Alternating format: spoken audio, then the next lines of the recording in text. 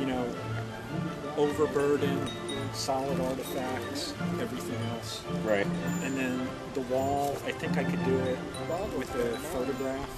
Actually, I'll get one more with the wall, but I think I could probably do it off the photograph. So, you know. I mean, you'd probably get better results off the photograph. Okay. So about a year ago, we started doing some archaeological investigations on the old Stephen Keese Smith farmstead, focusing originally last year on one of the out barns that has been, through oral traditions, purported to be part of the place active in the Underground Railroad, where they would actually hide refugees traveling through the area. And we've done this work through SUNY Plattsburgh, and we continued it last fall. We began work here again last summer. But while we were working on the barn, Frank Peruce, the owner of the farm, had also mentioned to me as he was expanding one of the flower gardens at the house, he had run across a lot of stones. Some of them seemed to be stacked. And he also hit one area that was very, very dense in what he described as broken glass, tin cans, plates.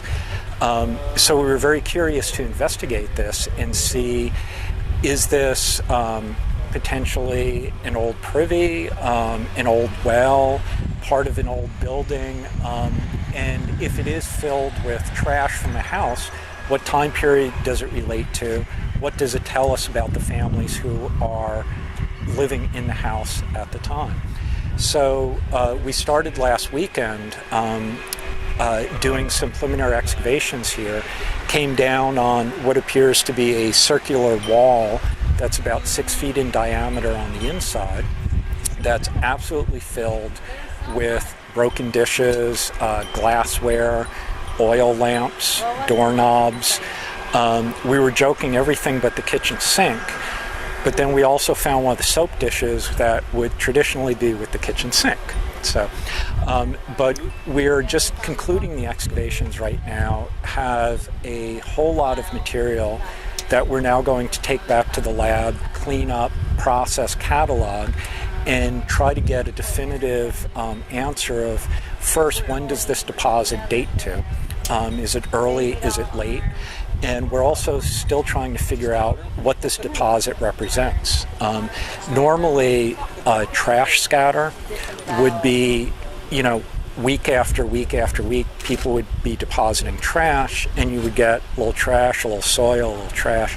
This seems to be just all household stuff stacked up almost in one cataclysmic event. So it begs the question, if it is, what happened? Was there a building that was destroyed here and everything inside got put in? Were they moving to a different place and just decide not to take everything with them? What happened? So these are questions we're trying to answer right now and tie it in with the overall investigations of this farm and the history of what's gone on over the past 200 years.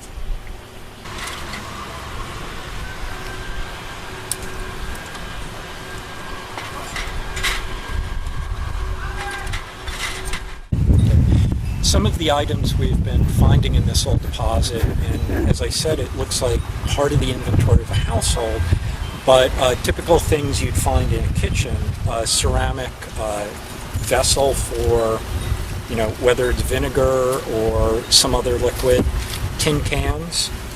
This one's definitely early 20th century. Pieces of canning jars, and of course, no deposits complete without the chamber pot. Thank you. Without the chamber pot. Okay. But as I said, we've found a wide variety of items in this, and it will give us a lot of information, given the variety, on what the household was like at the time this was created.